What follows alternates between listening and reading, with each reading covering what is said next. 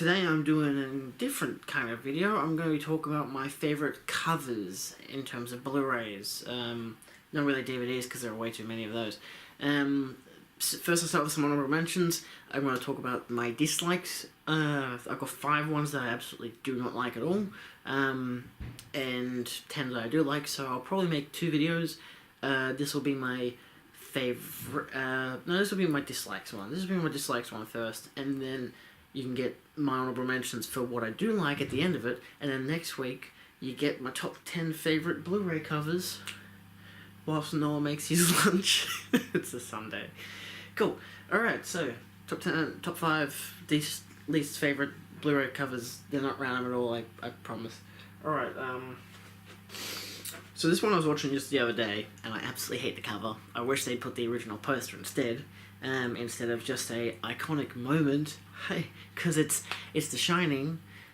I hate this. It's like, compare it to this, the 2001 case. Not exactly an iconic scene, but gives you kind of an idea of what it is, but it's still not perfect. I mean, A Clockwork Orange actually works a bit better than this. Like, they all kind of have that theme of, like, it's kind of like an iconic shot. They don't really have any good covers for a lot of Kubrick films. I mean, Eyes Wide Shut is nice. Like, it works because the mirror makes sense for the film, and, like, just exactly everything that's in this picture. It all makes sense. It's all contextual. It makes sense. That is just a guy with his head through wood, and it's the part where he says, "Here's Johnny." It's the least contextual part of the whole entire film, because it's an improvised line.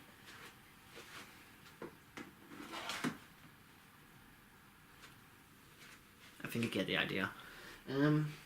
I mean, there are some good Kubrick covers, but if you look at, like, the original posters, especially for The Shining, which I'll have here, original poster, it is much more. It's just so much cooler, and yellow is a very bright colour, so it stands out. Anyway, next. Next up we have, this isn't really a top 5, they're just 5 ones I don't like. It's really hard to rank them. Bridge on the River Kwai. Now, contextually, it tells you what's going to happen in the film. You've got your 3 main characters, potentially one of them's a bad guy, we don't know. And then you've got the bridge in the background, and, you know, it tells you everything you really need to know about it.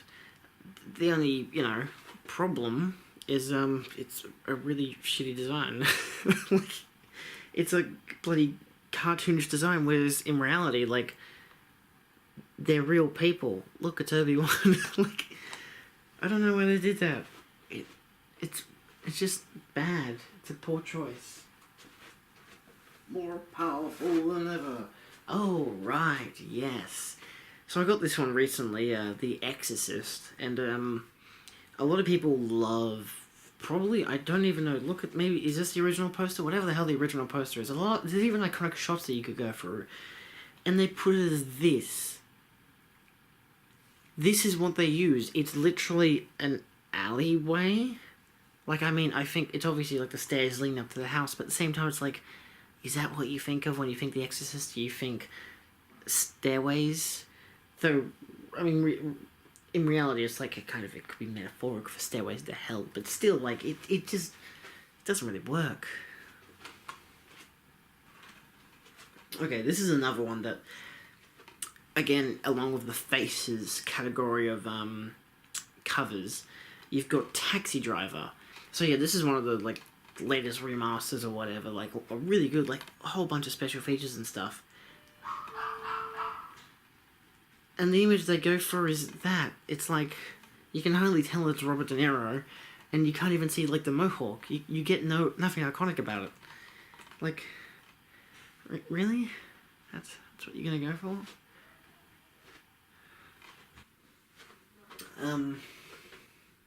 So originally my 5th choice was gonna be Taken 2, but it doesn't really not really much to complain about outside of just how bad the film is. So don't ask me why. I didn't buy it on Blu-ray. My parents did. They didn't even buy the first one on Blu-ray. They bought the first one on DVD. We don't have the 3rd one. Good. Honorable mentions for... Nah, I'll leave that for the next one. Cool. So, Thanks for watching. I don't know, it's... Covers for DVDs and Blu-rays are important. At least I think so. You know, you could just have your things that, like The Shining, are just an iconic shot, and at least it still tells you, it's like, oh yeah, I remember that shot, I'm gonna buy this film because of that. But then there are ones that, like, really stand out, like I'll show you my favourite ones and even my honourable mentions. They've got an interesting design, they give you some kind of sense of the style, or the genre, or what's gonna happen in the film. A lot of these posters are just like Star Wars, where it's just a bunch of people shoved onto a poster. Like, have you seen Avengers Infinity War? That's all it is. It's just a bunch of people shoved onto a poster.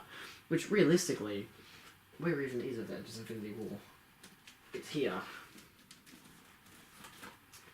Like, it's not a marvelous cover, but at the same time, as a Marvel fan, or as an Avengers fan, it tells you who's in it.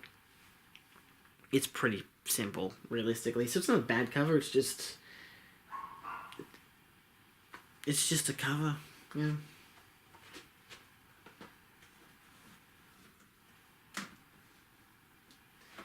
But then realistically, most of those Marvel covers don't really have anything special to them. It's just a cast of characters put onto a poster, and that's it. You know, maybe it's got your villain as well, like the Homecoming poster has Spider-Man and Iron Man, but it also has the Vulture. You know, it just tells you it's about the characters, it's not about the story, it's not about what's going to be happening, it's the characters, that's what they're selling you on.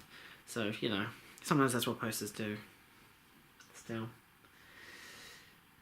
See you next time.